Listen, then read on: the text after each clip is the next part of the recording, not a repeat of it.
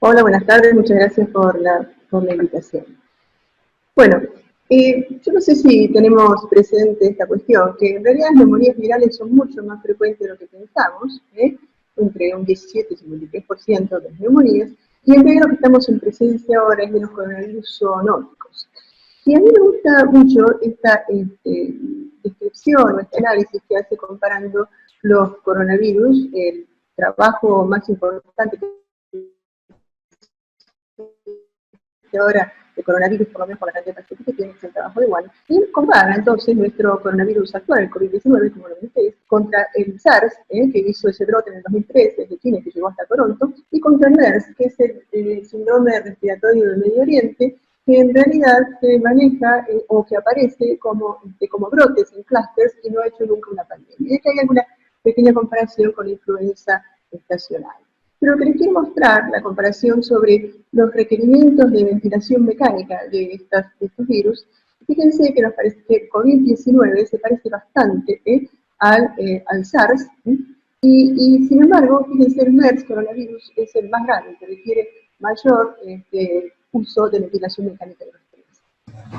Hay algo Elisa, que los tres tienen, ¿sí? perdón, están pidiendo que si podés ir un poco más lento porque se Bien, entrecorta un poco. Sí, ok. gracias. Bueno, entonces, les voy a repetir esto último. El requerimiento de ventilación mecánica de los tres virus es semejante en el COVID-19 y en el SARS, y mucho más elevado en el MERS, como ven, un 80%. Hay algo que los tres tienen en común, que es el tiempo desde el comienzo de los síntomas hasta el inicio de la asistencia respiratoria mecánica. Fíjense que es bastante tardía, después de la primera semana. Y también estos pacientes, cuando mueren bastante tardíamente, o sea, los vamos a tener mucho tiempo en la unidad de terapia intensiva, a los más grandes. Con respecto a la mortalidad, tenemos un 1.4, 2.1% de mortalidad por el COVID-19, que es mucho más baja que de los otros dos. Fíjense el MERS, que altísima mortalidad tiene. Pero seguramente esto va a aumentar, esta cifra, sobre todo con los últimos casos de Italia, esta es la mortalidad de China. Y esto sí se ve, que la mortalidad sí es mucho más alta que los otros dos coronavirus en los pacientes con comorbilidad. Esta presentación se va a basar fundamentalmente en los tres trabajos chinos que hay. El primero, el más grande, es el de Wuhan, que ya he mencionado, 1099 pacientes de 552 hospitales. Aquí ellos usaban un outcome final compuesto que sumaba la admisión a terapia intensiva, un 5%, la ventilación mecánica, 2.3% de los pacientes, y la muerte, que fue del 1.4%. El siguiente estudio es el estudio de Feisu, ya mire que es bastante más chico, publicado en Lancet Respiratory Medicine, y fíjense que se nada más que 2 hospitales y una mortalidad mucho más alta, 28%. Y el tercer estudio que vamos a estar analizando es el de Wu, 201 pacientes, un hospital en Wuhan, y es posible que los pacientes de Wu hayan estado incluidos en el estudio original de Wuhan. O sea que acá hay mucha superposición entre todos los estudios chinos. La verdad que hasta hoy no tenemos datos detallados sobre ventilación mecánica en ninguno de estos países, Italia, España, Francia y Estados Unidos. Sí, lo que sabemos de Italia, que el coronavirus italiano contagia casi un 10% de los trabajadores de la salud, y que tiene una mortalidad, fíjense, mucho más alta que el chino, hasta ahora 8.5%. Y que si vamos a la cantidad de pacientes que requieren cuidados críticos, es 4.8%. Con respecto a España, fíjense, una cifra parecida de ingreso a terapia intensiva, alrededor del 5%, y una tasa de mortalidad más baja que la de Italia, pero más alta que la de Chile. Entonces aquí están los 4 estudios epidemiológicos. Fíjense, los ingresos, 5%, 5%, prácticamente 5%, pero lo que sí vemos es que estos dos estudios, los dos estudios chinos más chicos, probablemente hayan tenido o hayan incluido pacientes mucho más graves, porque mayor ingreso UTI, mucha mayor mortalidad. Cuando vemos a la utilización de distintos dispositivos para oxigenoterapia, vemos que en realidad la tasa de pacientes que recibieron oxigenoterapia habitual fue alta en los dos estudios chinos. La tasa de ventilación invasiva fue muy variable, de BNI también fue de 5.1 hasta el 30%, de cual hubiéramos tenido. Un solo estudio reporta cánula de alto flujo y prácticamente el ECMO no se utilizó. Y ninguno reporta la utilización de decúbito-prona. Con respecto al desarrollo de distrés, 3.4% el gran estudio One, y los otros dos, los dos más chicos, más graves, fíjense, mucho más alta la incidencia de distrés. Bueno, y sobre shock séptico y injuria renal aguda va a hablar más Arnaldo, pero fíjense que también para algún estudio es bastante alto. Hay una gran variabilidad en el comienzo de los síntomas de la enfermedad.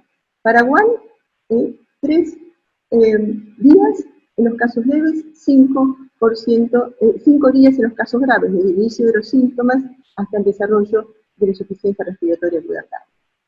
Para Su, 14 días. Sé que fíjense que esto, insisto, puede aparecer bastante más tardíamente desde el inicio de la enfermedad. Y esto apareció hoy en Intensive Care Medicine, hoy en la mañana, mostrando esto. El transcurso de un paciente a lo largo del tiempo, la primera semana en la sala, y a partir del día 8 es cuando empieza a desarrollar la insuficiencia respiratoria grave.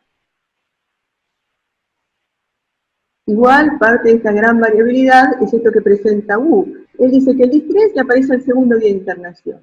Y nosotros en algunos reportes de gente de España han mostrado esto, pacientes que se deterioran rápidamente. No sabemos todavía cuál es la incidencia de esto. Sí, es que hasta el día de hoy no tenemos datos sobre la magnitud de la hipoxemia de los 3 grandes estudios. Sí tenemos bastantes comunicaciones personales en nuestros grupos de chat, sobre todo con intensivistas de Italia y España, y ellos hablan de la presencia de profunda hipoxemia sin hipercapnia en estos pacientes. Hay distintas formas de clasificar a los pacientes, pero One utiliza las guías IRSA-ATS para definir los casos severos de la neumonía de la comunidad, y fíjense que hay criterios menores y mayores. Voy por los mayores primero, porque estos son fáciles. El paciente que está en shock séptico o requiere ventilación mecánica, y en esto también esta definición de caso crítico va lo mismo, bueno, es que no hay ninguna duda. Con respecto a los casos menos graves, sí tengamos presente, sobre todo si hay no intensivistas que están mirando esta presentación, que la taquipnea es común, frecuencia respiratoria mayor de 30 por minuto, es un gran marcador de gravedad, una saturación de oxígeno por oximetría de pulso menor de 93, o una PAFI menor de 250 para alguno, menor de 300 para otro, son digamos, indicadores de gravedad. Y con respecto a las imágenes, bueno, hemos visto en todos lados estas imágenes, pero recordemos también que hay un 18% sin alteraciones en la placa de tórax, en la tomografía, en los pacientes con enfermedad leve, y hasta en los pacientes con enfermedad grave, un grupo puede no tener alteraciones en la placa de tórax. Ahora bien, ¿cómo vamos a ventilar a estos pacientes con insuficiencia respiratoria aguda por COVID-19? Igual que los pacientes con insuficiencia respiratoria aguda por otras causas. Entonces vamos a algunas cuestiones vinculadas a la oxigenoterapia. Y quiero mostrarles que hoy se dieron guías para el manejo de los pacientes críticos con enfermedad por coronavirus, hechas especialmente por la Surviving Sepsis Campaign. Así que me voy a referir a algunas cosas de esto. Y ellos hablan de que esto está bueno, ¿no? Las indicaciones y el target de la oxigenoterapia en la actualidad. ¿Y cuándo iniciarla?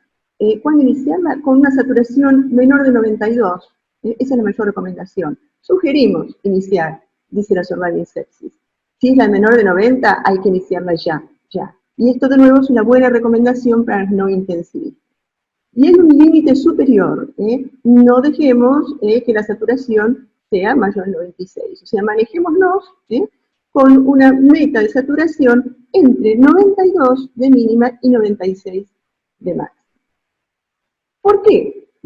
Porque ya desde hace algunos años se está hablando desde la posible toxicidad por oxígeno.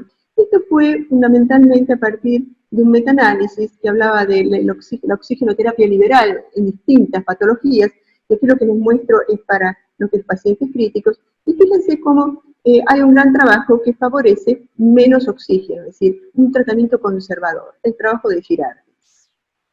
Bueno, esto dio, por supuesto, ¿no? Generó mucha controversia, pero ahora acaba de salir en New England dos estudios controlados aleatorizados, uno que es el IQROX de Australia y otro el LOCO2, miren qué nombre, de Francia. Y el IQROX, con 1000 pacientes, que estos son pacientes críticos, no es solo IGS. Conservador, 90-97, versus habitual, 90 lo que fuera, de saturación. Y sin diferencias, no encontraron diferencias entre los días de ventilación mecánica o la mortalidad. O sea que una estrategia de algo más alto no sería tan deleteria como mostró ese metaanálisis previo. El otro estudio, el LOCO2 de Francia, 205 pacientes, lo tuvieron que terminar antes. Hay una rama de tratamiento conservador, miren que baja 88 a 92 de saturación, versus la rama de tratamiento liberal, saturación mayor o igual de 96, siempre por oximetría de pulso. Lo suspendieron por futilidad, pero más probable es que lo hayan suspendido por daño. Miren la mortalidad a los 28 días, 34% en la rama conservadora, al revés de lo que se esperaba, versus 26.5% en la liberal. Y a los 90 días esta diferencia se amplía, o sea que por eso paran el estudio. La terapéutica conservadora no resultó adecuada, incluso hubieron 5 isquemias mesentéricas en el grupo conservador. Entonces, de nuevo, nos ponemos o recordamos la meta, esto ya también para pacientes ventilados, obviamente, mantener la saturación de estos pacientes por arriba de 92 para evitar fenómenos isquémicos, y por abajo de 96 para evitar los riesgos de toxicidad por oxígeno. Con respecto a la ventilación no invasiva, vimos en el cuadro general que esta fue intensamente usada en los 3 estudios chinos. Miren, 5.1%, 14 en el más grave, 30 en el otro estudio más grave. 30%. Y en realidad, Arabi, este año, o el año pasado, publicó de cómo manejar a estos pacientes con infecciones virales graves en terapia intensiva. Arabi, les digo, es el mayor experto en el mundo de MERS-CoV-2, y él dice, no aconseja la utilización de ventilación no invasiva, porque hay una alta tasa de conversión a invasiva, entonces uno perdería tiempo, y la posibilidad de diseminación viral. Y plantea que en casos muy seleccionados, leves, la utilización de Helmet podría evitar la intubación. Podría. Y en este estudio de Arabi, donde él compara sus vivos y muertos de pacientes con MERS, fíjense que en aquellos pacientes que comienzan con VNI, ¿cuánto dura la VNI? Un día. Esto está sugiriendo que hay una rápida conversión a ventilación invasiva. Y vamos entonces ahora a la ventilación invasiva, ¿no?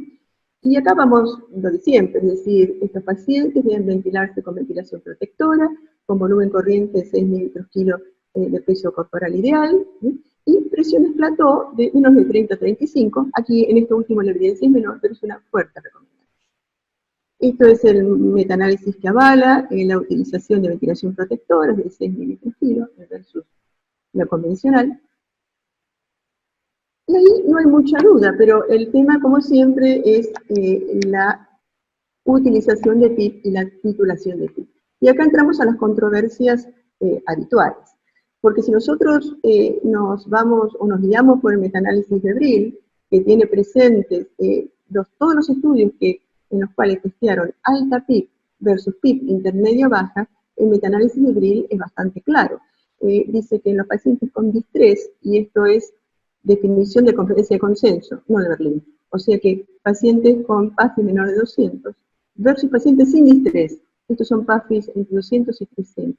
La alta PIP tiene una mucho mayor probabilidad de sobrevida que la baja PIP, fíjense que es significativo, y para para los pacientes sin estrés, o sea, con isquemia pulmonar aguda, esto no sería así. Entonces, los pacientes más graves, según Brill, se beneficiarían del alta PIB.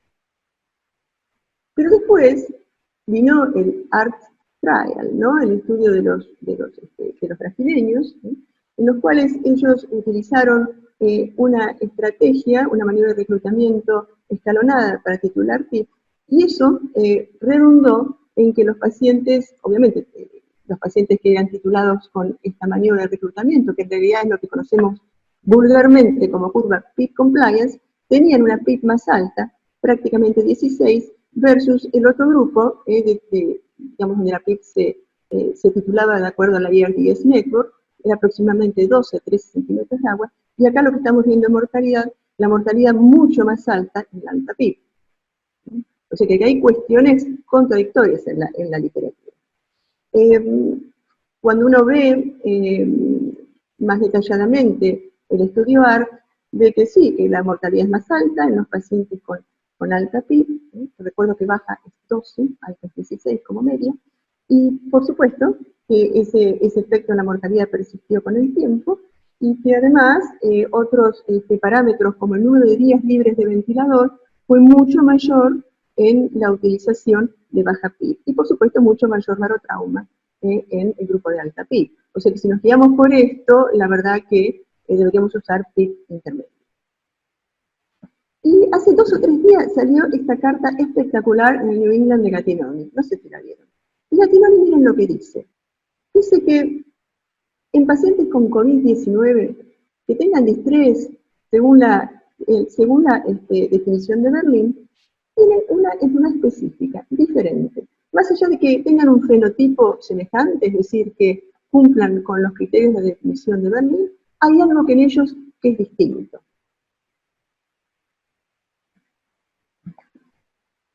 ¿Me están diciendo que se corta? A ver, así mejor.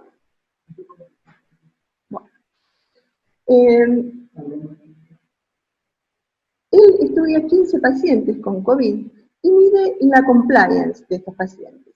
Y mide la compliance de estos pacientes, y fíjense que la gran mayoría de pacientes tiene una compliance bastante elevada, mayor de 50.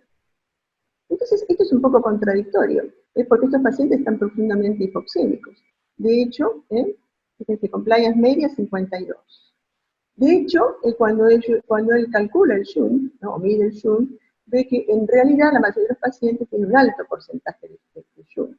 O sea que estos pacientes presentan una discordancia entre la mecánica y la oxigenación. Mecánica relativamente bien preservada, oxigenación muy alterada. Y él piensa que hay una hiperperfusión de zonas no aireadas en estos pacientes. El mecanismo posible, según Gattinoni, es que en estas regiones no aireadas habría una pérdida de la vasoconstricción hipóxica, o sea, habría una disregulación de esto, y esto generaría un aumento del flujo, y por eso el gran shunt que tienen estos pacientes, coexistiendo con mecánica normal.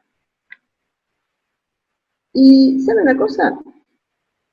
Nosotros esto lo vimos de forma indirecta. Este es nuestro estudio de H1N1, que hicimos con el doctor Fernando Ríos y todo un grupo de investigadores argentinos, y a nosotros nos llamaba muchísimo la atención esto. Pacientes profundamente hipoxémicos, fíjense, las PAFIs casi no llegaban a 200 nunca, y miren qué presión plató, casi nunca llegaba a 30. Y nos llamaba mucho la atención esto y no encontrábamos explicación. Bueno, ahora Gattinoni, como siempre, dándonos explicaciones.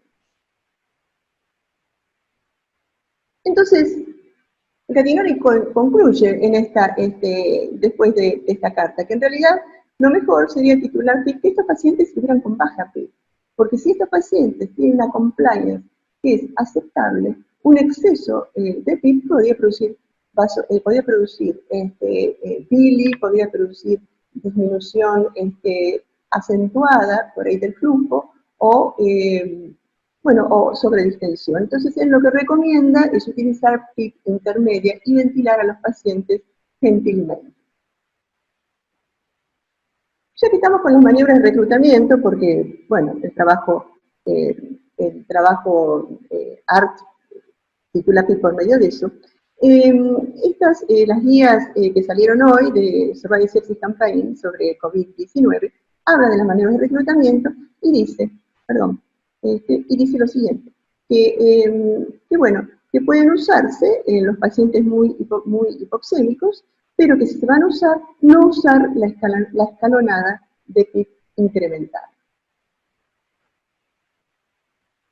Con respecto al decubitoprono, el coadyuvante, o el mejor coadyuvante, ya conocemos bien el efecto del decubitoprono, que es un efecto que obviamente se da con los pacientes con ventilación protectora, ¿no? Con los 6 mililitros/kilo de peso corporal ideal, pero la gran ventaja en sobrevida del decubitoprono, todos la conocemos, muy marcada, debe ser precoz, con PAS menor de 150, prono prolongado, y hay quien habla de prono extendido en la actualidad, más allá de 24 horas. Y esto en los pacientes con COVID sería una ventaja, porque implica menor manipulación del paciente. De hecho, no hay datos sobre prono en COVID, pero venimos hablando intensamente por las redes, y lo que nos dicen los intensivistas italianos, sobre todo de esto, es que hay muy buena respuesta al prono precoz. Sobre todo al principio, algunos pacientes pierden esta respuesta al prono con el tiempo. Y que en Italia más de 1000 pacientes han sido pronados. Así que bueno, quizás pronto tendremos alguna comunicación. Con respecto a los bloqueantes neuromusculares.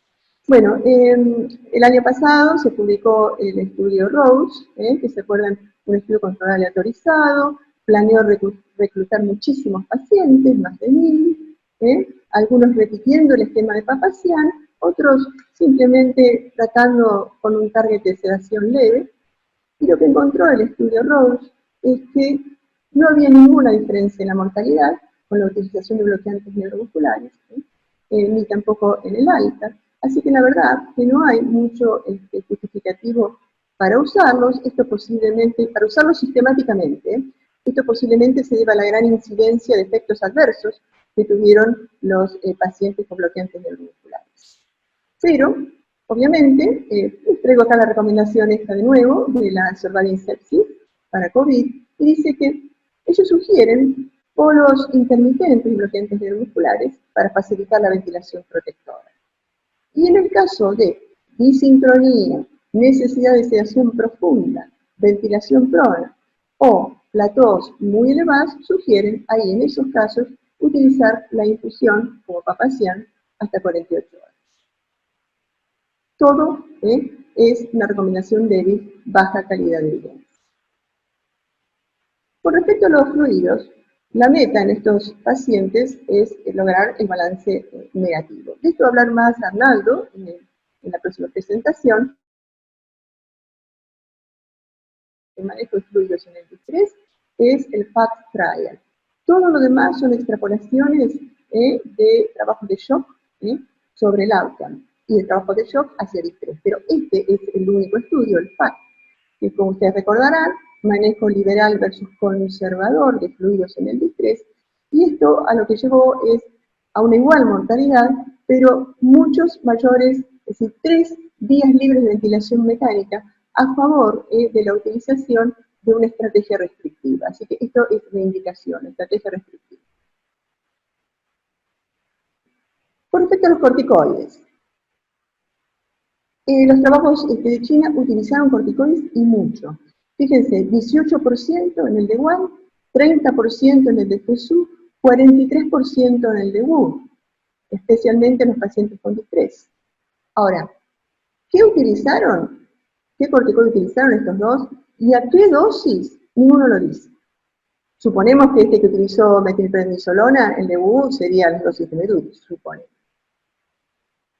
Esta utilización no fue en el marco de un estudio controlado aleatorizado. Evidentemente algunos usaron y otros no, y luego se recogió la experiencia, y fíjense, en el estudio de Wuhan, en los no sobrevivientes habían usado 52% de ellos, los corticoides, versus 16% en los sobrevivientes.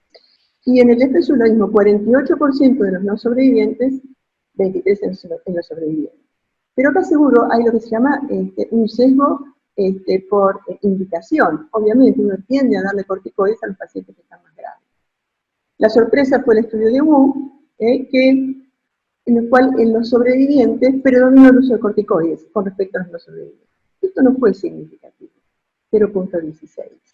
Si les muestro el estudio, esto es lo mismo, este 0.16 no es significativo, pero seguramente cuando lean el estudio les va a quedar mucho más grabado esto, que es la curva de sobrevida de Kaplan-Meier, de los que utilizaron metilprednisolona versus lo que no, que cuando lo analiza de esta forma, la utilización de corticoides, como ven acá, genera una diferencia significativa en la sobrevida a favor de los corticoides. Así que estamos en un terreno incierto todavía, incierto.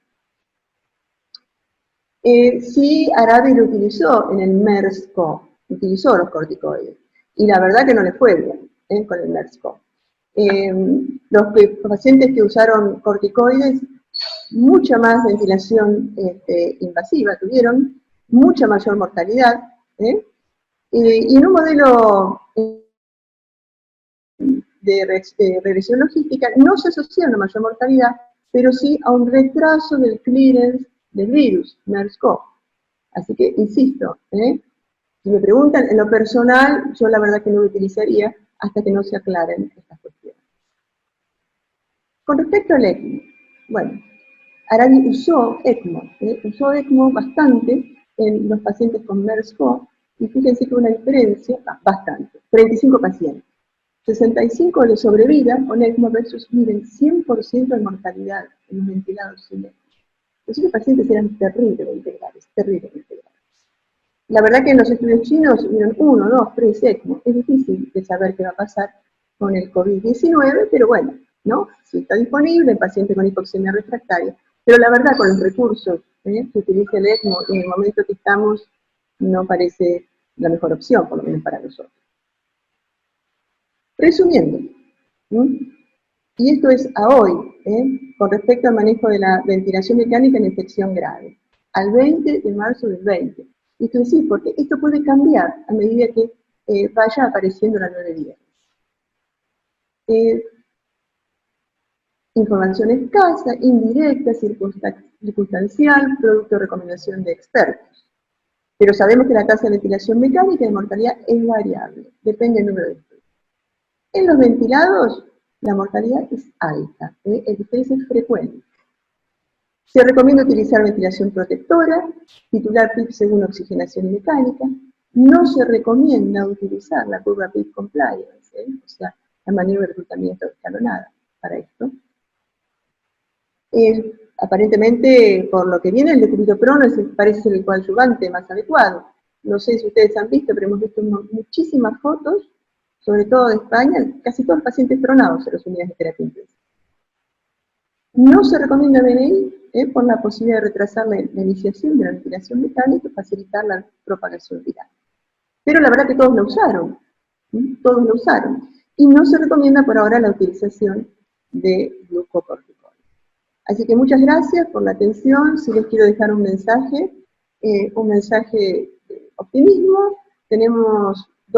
Estamos 2 semanas por delante con respecto a Europa. Tenemos tiempo para prepararnos, esperemos que nos vaya bien, cuidemos a los pacientes y cuidemos a nosotros. Un gran abrazo para todos.